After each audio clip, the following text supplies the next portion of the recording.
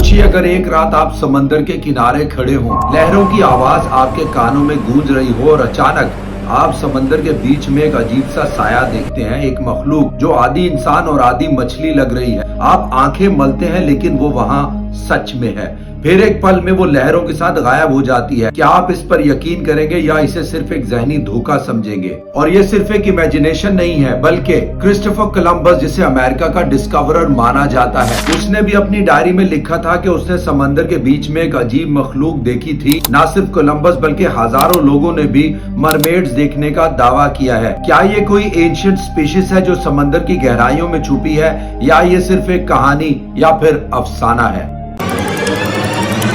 Hello viewers, 1822 का एक अजीब वाकया। एक अमेरिकन सेलर सैमुअल बैरेट एडर्स जापान के समुद्री किनारे पर खड़ा था जब उसने फिशरमैन से एक अजीब सा ममीफाइड जिस्म खरीदा। ऊपर से सूखा हुआ चेहरा, हाथ इंसान जैसे लेकिन नाखून तलवार की तरह तेज, और नीचे एक मछली की दुम।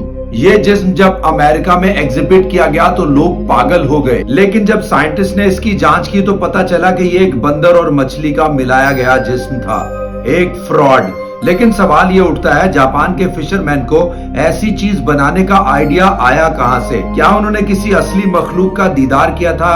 ये राज आज भी सुलझा नहीं। दोस्तों, मरमेड्स की कहानियां सदियों से हर सिविलाइजेशन का हिस्सा रही हैं। एंशिएंट ग्रीस में सायरन्स का जिक्र है, ऐसी अजीब मखलूकात जो अपनी आवाज से सेलर्स को बहकाकर मौत के मुंह में ले जाती थी।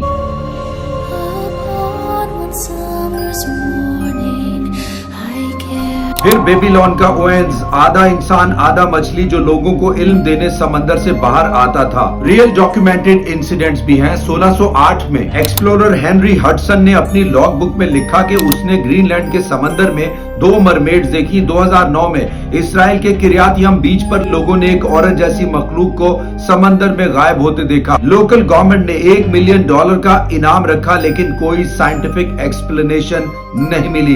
क्या ये सिर्फ अफसाना है या सच में कुछ छुपा है? मजहब भी इस राज से जुड़ा है। इस्लाम में समंदर को अल्लाह की एक अजीम निशानी करार दिया गया है। सूरह अल-काफ में हजरत मूसा और हजरत खिजर का वाकया है, जिसमें एक मछली जिंदा होकर समंदर में चली जाती है। इस्लामिक फोल्कलोर में मैरिज जिन का जिक्र है जो समंदर से जुड़ा है। इब्ने तैमिया के मुताबिक जिन अलग अलग रूप ले सकते हैं, क्या मरमेड्स भी उनका एक रूप हो सकता है? क्रिश्चियनिटी और जुडाइज्म में भी मरमेड्स का जिक्र इनडायरेक्टली मिलता है। मिडिल एजेस के चर्चेस में मरमेड्स की तस्वीरें बनी मिलती हैं। स्कॉलर्स कहते हैं कि ये इंसान की डिजायर्स और गुनाहों का सिंबल थी।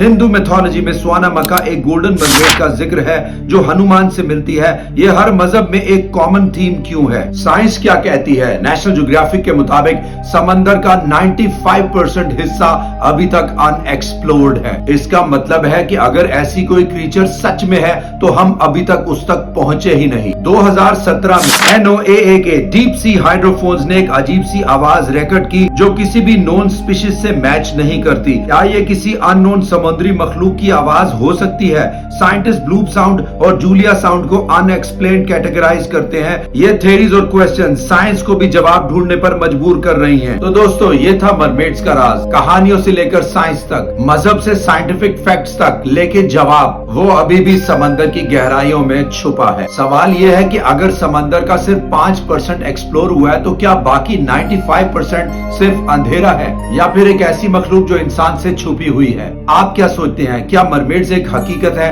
या सिर्फ अफसाना या कहानी? कमेंट्स में जरूर बताइएगा, और अगर आपको ये वीडियो पसंद आई है तो लाइक, सब्सक्राइब और शेयर जरूर कीजिएगा। मिलते हैं एक नए एपिसोड में, तब तक समंदर पर एक निगाह रखिएगा। हो सकता है एक नई कहानी आपका इंतजार कर रही हो। आज के लिए बस इतना ही। Until then, bye and take care.